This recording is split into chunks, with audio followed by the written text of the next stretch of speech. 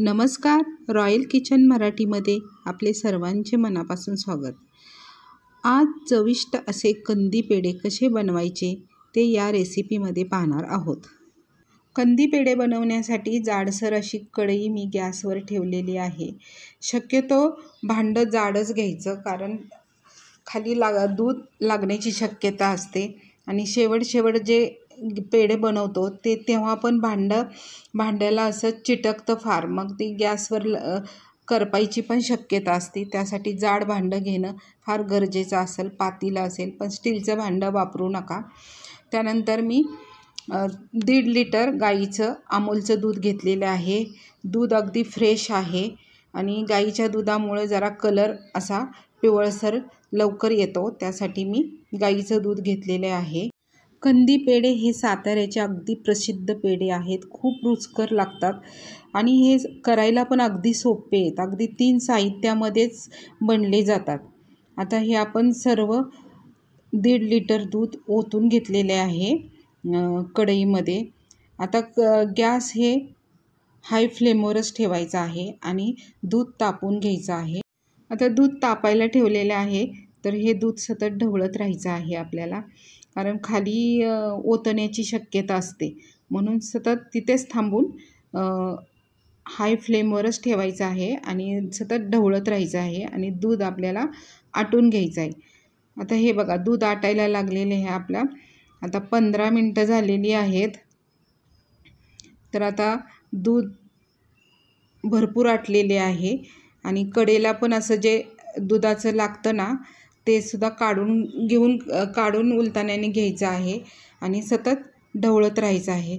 ढवळण्याची process असते ना, ती सतत केली पाहिजे.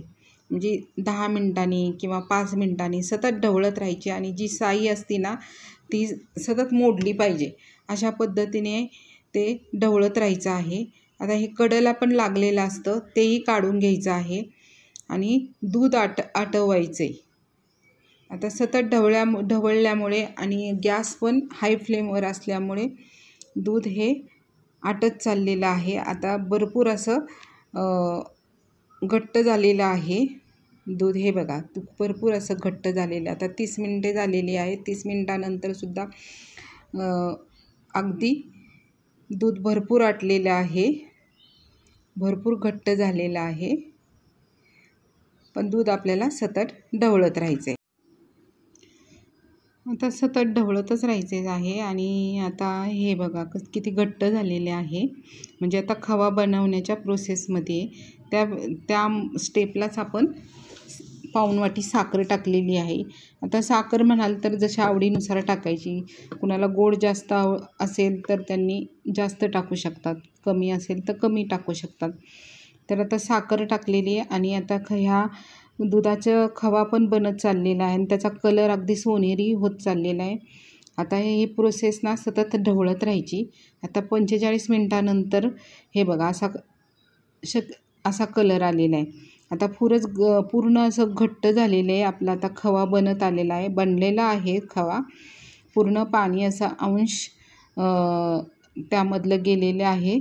आता आपल्याला हा खवा आहे ना, आपल्याला कंदी पेढे बनवायचे आहेत, म्हणून असा त्याला कलर येऊन द्यायचा आहे. आत्ता तर हा कलर आलेला आहे सोनेरी आणि अजूनही डार्क आपल्याला हवा आहे, म्हणून ते ढवळत राहायचं आहे. आता 1 तास झालेले आहे. 1 तासानंतर बघा कसा कलर चेंज होत चाललेला आहे. हे बघा अगदी घट्ट झालेलं आहे, पण सतत ढवळत राहायचं.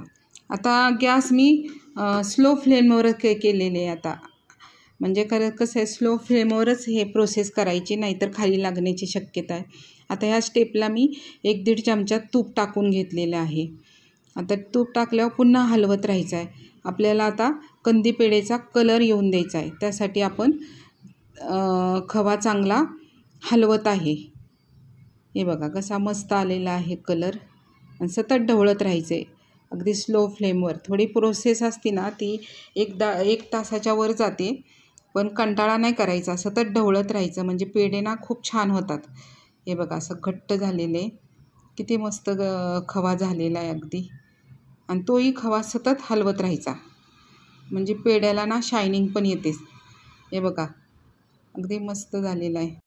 आता ह्या खव्यामध्ये जास्त तूप पण नाही टाकायचं, कारण खव्याचंच तूप इतकं असतं ना, तर जास्त तूप टाकलं ना मग असं खवा खूप तेलकट होतो. म्हणून ना जास्त नाही, किंवा 2 चमचे ठीक आहे. तर मग हे बघा, तूप पण असं त्याला खूप असतं आणि खवा पण अगदा कलर बी चांगला झालेला आहे आणि आता तो घट्ट चांगला झालेला आहे. आता हा खवा जास्त स्मॅश कराल ना तेवढा चांगला मऊ पडतो. हे बघा, अशा पद्धतीने स्मॅश करत राहायचा, म्हणजे तो ना एकदम म्हणजे असा मऊ असे पेढे तयार होतात. त्यासाठी त्याला सतत असं स्मॅश करत राहायचं आहे. त्यानंतर 1-2 मिनटं फक्त झाकून ठेवायचं, कारण ना त्याच्या कलरसाठी ते झाकून ठेवायचं. आता काढलेलं आहे हे बघा, खवा अगदी कलर मस्त झालेला आहे. गरम गरम ह्याच्यात ना कलर पण त्याला छानपैकी येतो. आता तो पूर्ण खवा एका ताटामध्ये काढून घ्यायचा आणि थोडा असं ताटामध्ये काढल्यानंतर थोडासा असा थंड झाला की हाताने ताटामध्ये काढून घेतला ना, थोडासा थंड झाला ना हातामध्ये चोळून घ्यायचा. हातात कसा मऊ आहे की नाही अजून. जर कडक झाला तर त्यामध्ये 2 चमचे दूध टाकायचं आणि परत चांगलं परतून घ्यायचं, म्हणजे खवा असा सैलसर पडतो आणि मग पेढे पण चांगले बनवले जातात. आता हा खवा अगदी परफेक्ट झालेला आहे. आता आपण पेढे बनवायला तो अगदी तयार झालेला आहे आणि हाताला पण इतकं तूप लागतं आहे, म्हणजे अगदी परफेक्ट असा खवा आपला कंदी पेढे बनवायला तयार झालेला आहे. आता एक थोडंसं काढून घेतलं आहे पेढे बनवण्यासाठी. बघा, सहज वळला जातो आहे पेढा.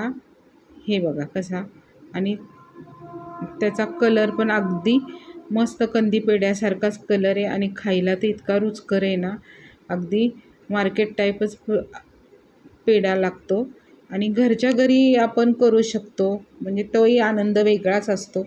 आता हे करता करता माझ्या घरात मुलांनी 2-3 तर पेढे खाल्ले. अशा पद्धतीने बघा, कंदी पेढे अगदी घरच्या घरी आपण करू शकतो. तुम्हाला हा व्हिडिओ आवडला असेल तर लाईक करा, तसेच सबस्क्राईब करा आणि कमेंट्समध्ये सांगा कसा झाला आहे पेढा. तर थँक्यू.